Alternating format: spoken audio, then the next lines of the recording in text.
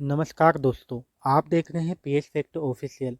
दोस्तों, शिक्षा का मुख्य उद्देश्य केवल डिग्री लेना या पैसा कमाना नहीं है। सच्ची शिक्षा वह है जो हमें सत्य का ज्ञान दे, हमें सही और गलत की पहचान कराए और अंततः हमें भगवान को पहचानने योग्य बनाए। आज हमने शिक्षा का अर्थ केवल नौकरी, व्यापार और धन कमाने तक सीमित कर दिया है, लेकिन यदि पढ़ लिख कर भी हम परम सत्य से अनजान रह गए तो हमारी शिक्षा अधूरी है। वेद, गीता और संतों की वाणी हमें यह सिखाती है कि ज्ञान का उपयोग आत्मा के उत्थान के लिए होना चाहिए, न कि केवल भौतिक सुखों के लिए। पैसा जीवन चलाने का साधन है, लेकिन जीवन का उद्देश्य नहीं।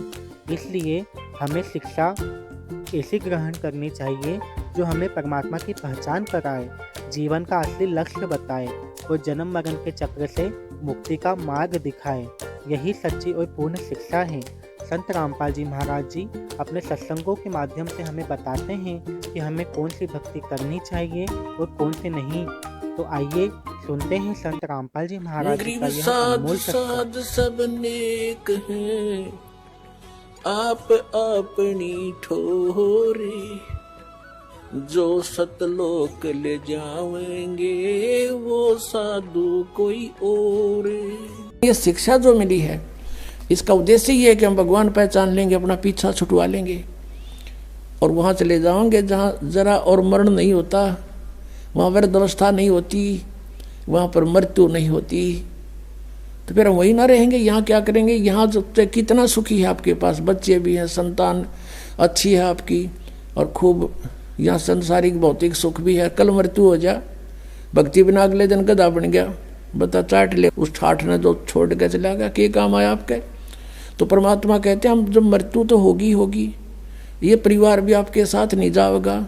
ठीक है, इसमें रहते हुए बच्चों को भी इस मार्ग पर लगाओ, इसी सीढ़ी पर चढ़ा दे उनको भी, और आशा करे कि दोबारा यहाँ नहीं आएंगे। हे भगवान, सपने में भी नहीं सोचा फिर जन्म हो मेरा आया, फिर जन्म हो गया, या दुर्गति फिर शुरू है। जो ई सफ़र कर रहे हो आप, ना जाने कब ये पूरा हो जा, कब छोड़ के जाना पड़ जा।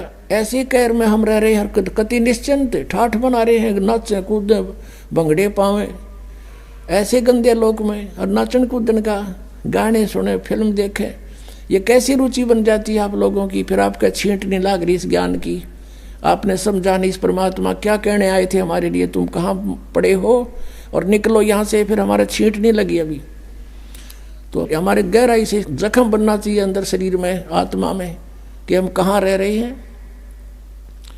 नानक साहब जी से पूछा था कि आप यहाँ हमेशा मायूस से रहते हो, तब उन्होंने कहा था भाई मायूस क्यों ना रहे, ना जाने यहाँ के बिजली पड़ जाए 1 मिनट में, ना जाने काल की कर डारे किस भी डर जा पासावे, और जिनाते सरते मौत खुड़कती उनानू केड़ा हंसावे। एक विवाह हुआ, विवाह की तैयारी थी, लड़के वाले नाचों कूदन डीजे ला रखे, बहुत मस्ता रखा।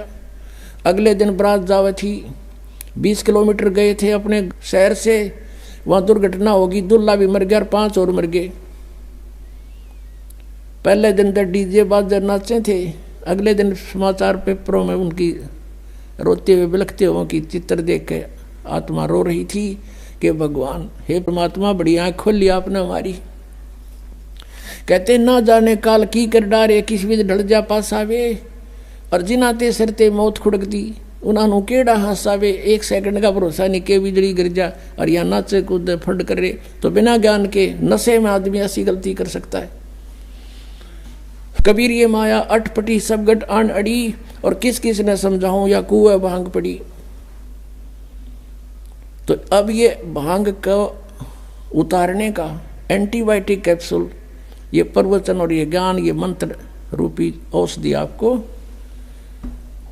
कानों के माध्यम से प्रवेश की जा रही है। तो इससे जब पता चलेगा, अध्यात्म ज्ञान से परिचित होंगे, तब हम सफल होंगे।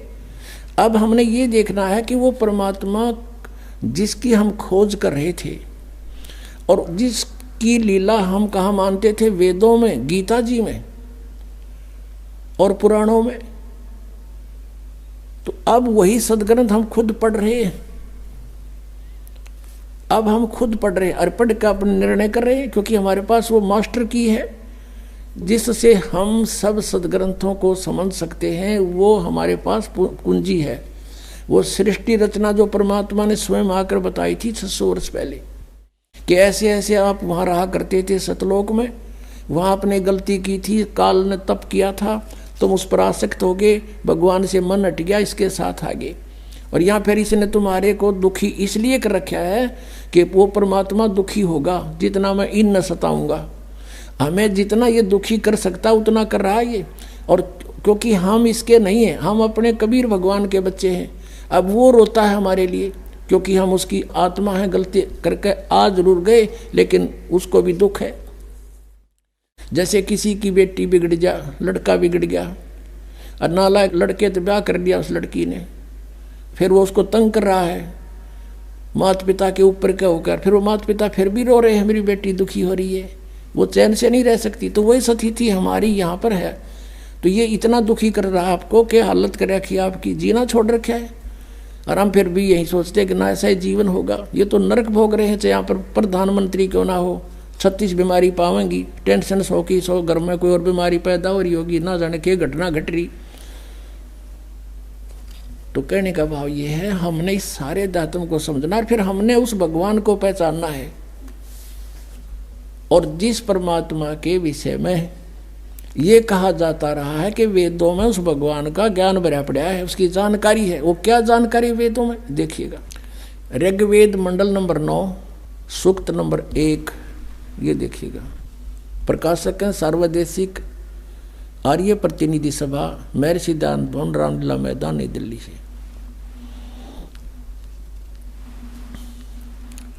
मुद्रक Prince offset printers 1510 Pataudi house Daryaganj, नई दिल्ली से। इसका 9वें मंडल का प्रथम सूक्त पढ़ेंगे। ये 9वां मंडल, 9वां मंडल। अब यहाँ से थोड़ा सा ये देखना है कि इन्होंने, क्योंकि ये भगवान को निराकार मानते रहे, इसलिए आगे चल के थोड़ा सा इन्होंने गड़बड़ की है, उसको यहाँ से पहचाना जाएगा। 1 नंबर मंत्र है मंडल नंबर 9 के सूक्त नंबर 1 का मंत्र 1। इसमें लिखा है कि हे परमात्मन, ठीक, यानी परमात्मा की जानकारी है ये। ऋग्वेद मंडल नंबर 9 सूक्त 1 मंत्र अब 2 पढ़ रहे हैं। इसमें लिखा कि हे परमात्मन आप, ठीक। और फिर तीसरे में हे परमात्मन आप, परमात्मन आप। चौथे में हे परमात्मन आप, यानी परमात्मा की महिमा चल रही है। और 5वें में हे परमात्मन आप तुमको। और फिर अब 6ठे में हे परमात्मन आप। अब 7वें में गड़बड़ होगी, इनके मुश्किल होगी, आगे तो भगवान को साकार लिखा है। अब 7वें में लिखना शुरू कर दिया उस पुरुष को, पुरुष को गड़बड़ करनी शुरू कर दी ना। अब 8वें में फिर लिख दिया उस पुरुष को, यहाँ लिखना था उस परमेश्वर को। अब थोड़ा सा ये कंसेप्ट फिर क्लियर करना पड़ेगा। अब इन वेदों के अनुवाद करता महर्षि दयानंद और उनके अनुयायी हैं। अब महर्षि दयानंद के सिद्धांत को वो फाइनल मान कर चल रहे हैं कि भगवान निराकार है, और जो भी उसने लिखा है, जो भी मीनिंग दिए हैं, उसको वो सत्य मानकर उसके आदेश आधार से चलते हैं। अब देखिएगा, एक पुस्तक है महर्षि दयानंद द्वारा लिखी, ये है ओम, ये महर्षि दयानंद सरस्वती कृत ये पुस्तक है।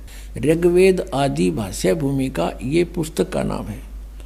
और ये कहाँ से छपी है? सार्वदेशिक आर्य प्रतिनिधि सभा, महर्षि दयानंद भवन, 3/5, आसफ अली रोड, दिल्ली 2 है, नई दिल्ली 2 से।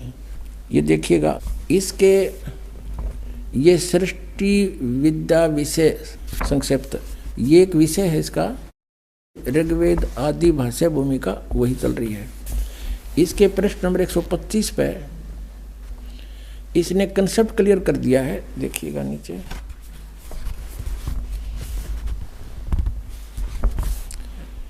ये लिखा है यत पुरुष, और इसका अर्थ लिखा है पुरुष उसको कहते हैं जो सर्वशक्तिमान ईश्वर कहता है। अंडरस्टूड हो गया? पुरुष माने परमेश्वर, पुरुष उसको कहते हैं, दयानंद की लिखी हुई है, अनुवाद किया हुआ है, जो सर्वशक्तिमान ईश्वर कहता है, यानी सर्वशक्तिमान। ये भी इसने ना ईश्वर का वेरा था ना परमेश्वर का, फिर भी जो इनके अनुयायियों को ये मान्य है कि दानद ने जो कहा वो सच्ची है, यानी पुरुष माने परमेश्वर। तो अब फिर पढ़ेंगे इसको। अब सिद्ध हो गया कि पुरुष माने परमेश्वर।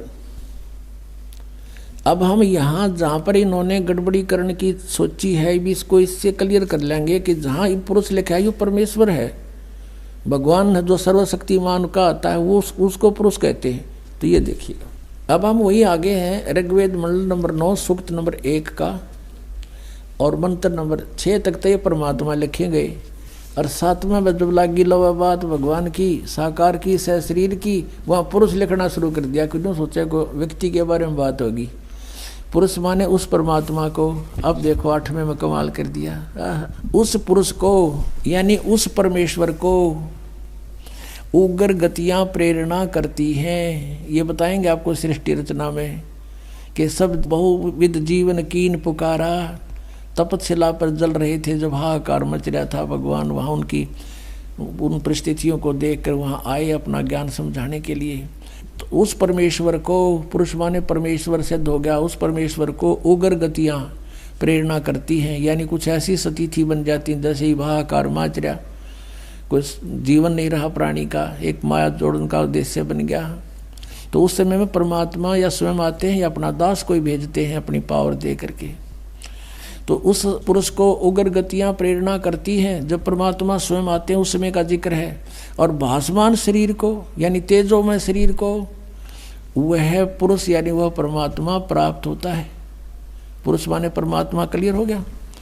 अब देखो ऋग्वेद मंडल नंबर 9 सूक्त नंबर 1 का आगे हम पढ़ रहे हैं। और जिसमें 3 प्रकार से दूसरों का वारण माने कल्याण करने वाला मधु में शरीर मिलता है। मधु में यानी बड़ा प्यारा शरीर मिलता है। वो 3 प्रकार के शरीर से सबका सब व्यवस्था को संभालता है। ये भी क्लियर हो गया। फिर उसमें से दूसरी प्रकार की जो लीला हुई यहाँ लिखी है कि अभी अदन्या उत्सरंती धेनुव शिशुम सोम इंद्राय पातवे, उस सोम स्वभाव वाले श्रद्धालु पुरुष को, ये पुरुष हटा दिया यहाँ पर, अमर पुरुष लिखना था। सोम माने उस चंद्रमा के से शीतल स्वभाव वाले भगवान अमर पुरुष को, और पुरुष माने यहाँ पर परमेश्वर समझो। उस सोम स्वभाव वाले परमेश्वर को जो शिशु रूप में, शिशुम, ये शिशुम मूल पाठ में शिशुम लिखा है, शिशुम कुमार अवस्था में ही यानी जब वो बालक रूप में प्रकट होते हैं। अभी अधन्या, अधन्या माने बिना धनाई, जिसको सांड ने टच ना किया हो। कंवारी, अभी माने पूर्ण रूपेण, सब प्रकार से पूर्ण रूपेण अधन्या, जो सांड के द्वारा कभी सथाई ना गई हो। तो इस कहने का भाव कि कंवारी गायें गौवें धेनु गौवें तृप्त करती हैं। उनकी परवरिश की लीला इन कंवारी गायों के द्वारा होती है जब परमात्मा सी स्वरूप धारण करके आते हैं। ये तो बता दिया वेदों ने, और चारों वेदों में इसका रह रहकर प्रकरण है, बहुत कोई प्रसंग है इसके। अब इसमें विशेष कंसेप्ट क्लियर है इसलिए एक ही दिखाते हैं, समय आने पर फिर और दिखाया करेंगे। अब वो सूक्ष्म वेद में लिखा है उस परमेश्वर ने जो लीला की थी।